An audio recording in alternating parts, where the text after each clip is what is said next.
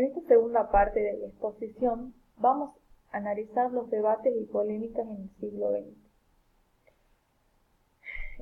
los cuales van a estar relacionados entre cuál es la relación existente entre los Andes y la modernidad. El autor que vamos a trabajar en este aspecto va a ser Charles Walker en su texto sobre los indios en la transición de colonia a república. Él va a decir que va a haber una contradicción entre progreso y población andina. Se va a considerar a la población andina como causante del atraso peruano.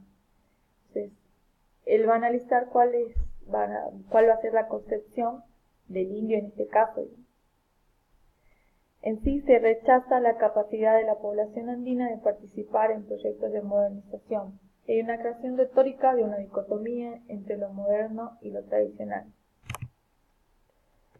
Siguiendo esta línea de modernidad política, él dice que esta va a estar basada o va a ser necesaria que se implemente una homogenización de la población, ya que el Estado industrial requería en sí una población móvil, literata y estandarizada. El autor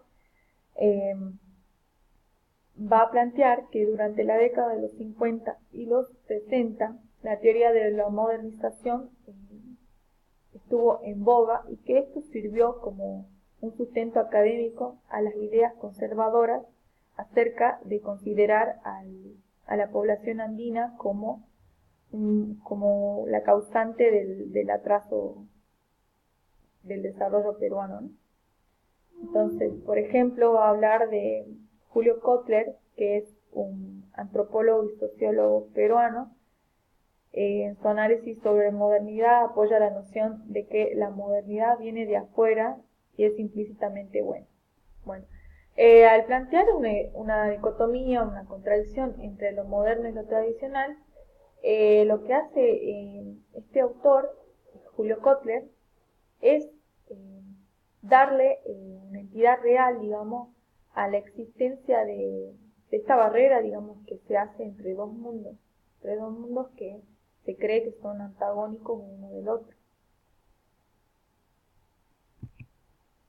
Bueno, siguiendo el objetivo de esta exposición, que ya lo había dicho en la primera parte de este video, voy a resaltar y analizar principalmente algunas frases de diferentes representantes de grupos políticos con el fin de analizar cuáles van a ser las ideas implícitas en sus discursos políticos y cuál va a ser su relación, digamos, entre el discurso y la ideología, la ideología basada en el desarrollo y el progreso.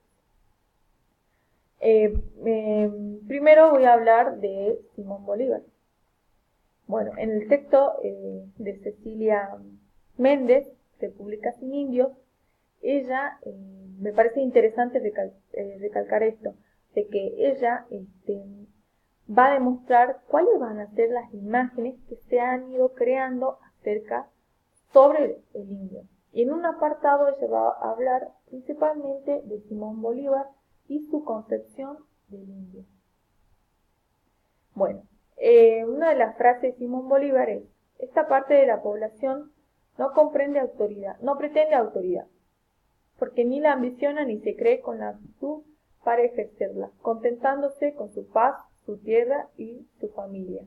Acá podemos ver claramente cómo él considera al indio como un sujeto pasivo. Entonces, y en otro momento de la vida de Simón Bolívar, que creo que ya sabemos, que tuvo un altercado con los pastusos, su concepción del indio noble, que venía de ideas europeas, de Rousseau creo que habla del indio noble, su concepción de este indio va a cambiar por este exabrupto que tiene con los indios pastusos, ¿no? Y de ahí los va a considerar como brutos y degradados, casi salvajes. Entonces acá vamos a recalcar que esta construcción ideológica está sustentada en razonamientos sólidos y prestigiosos como los enciclopedismo y la ilustración.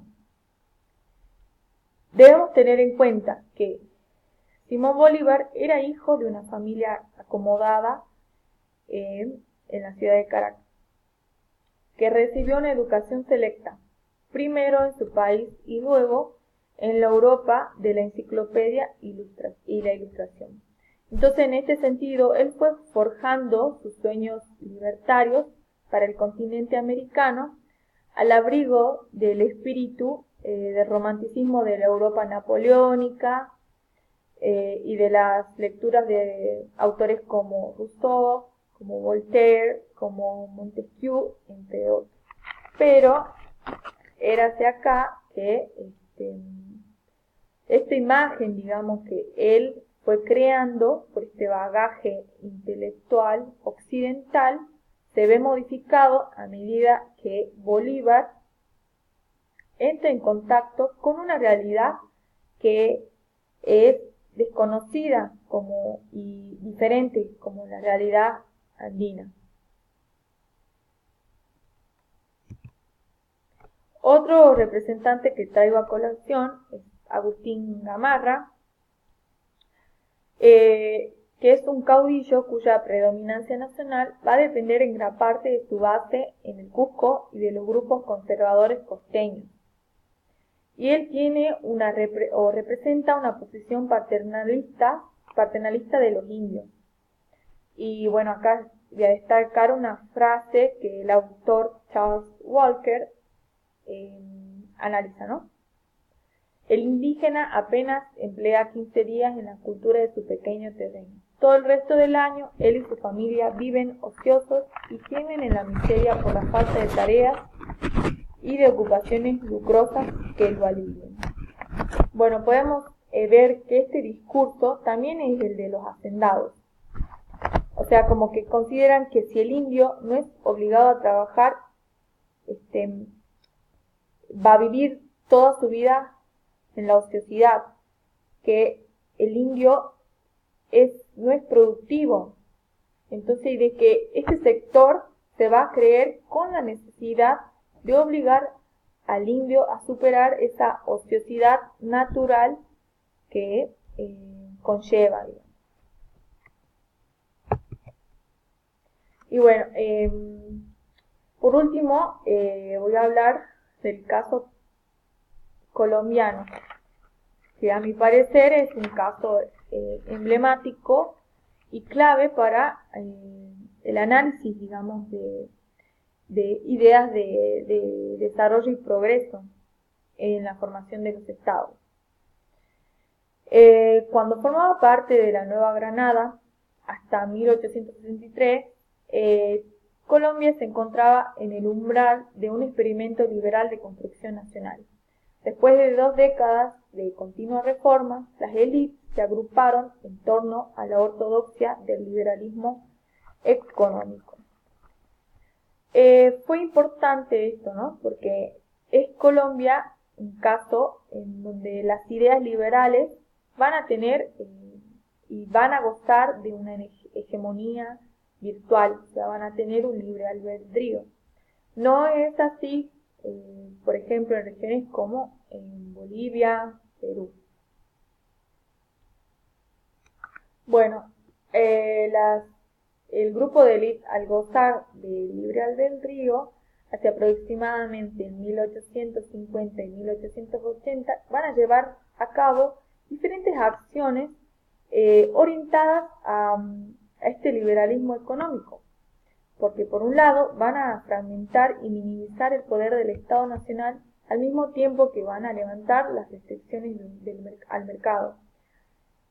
Por otra parte, derribaron las barreras arancelarias que protegían a los artesanos colombianos, legalizaron la venta de indígenas, las volvieron la esclavitud africana. Pero bueno, vamos a tener en cuenta cuáles van a ser las consecuencias, digamos, por estas medidas liberales que se llevaron a cabo durante este periodo, ¿no? por un lado va a ser la decadencia del mercado interior y la creciente autarquía económica regional.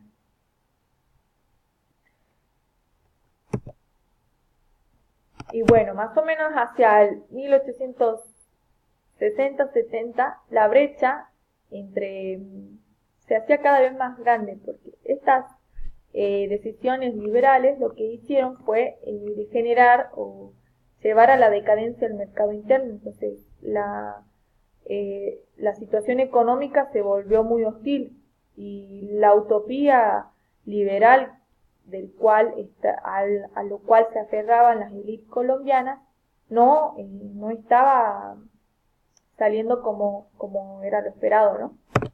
Entonces, esto provocó una reacción de políticos y escritores criollos que empezaron a diagnosticar cuáles serían las raíces de este atraso económico y bueno, entonces ellos van a ver al indio como este obstáculo económico. Entonces, Colombia va a ser el primer país que atribuye el atraso de su desarrollo al concepto de inferioridad racial.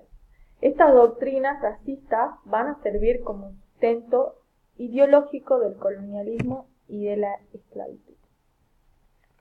Impulsados por la reinterpretación social del trabajo de Charles Darwin, El origen de las especies, se van a naturalizar las desigualdades sociales y de clase y se racionalizará el ejercicio de la violencia y la dominación en las empresas capitalistas y colonialistas. Esta reinterpretación social en América Latina se va a adaptar y se va a usar en las poblaciones indígenas, en donde por un lado la blancura se va a asociar al progreso, a la civilización, y en su contraparte lo no blanco va a ser sinónimo de un bloqueo hacia la modernidad. Y bueno, ¿cuáles serían los objetivos, digamos, de llevar a cabo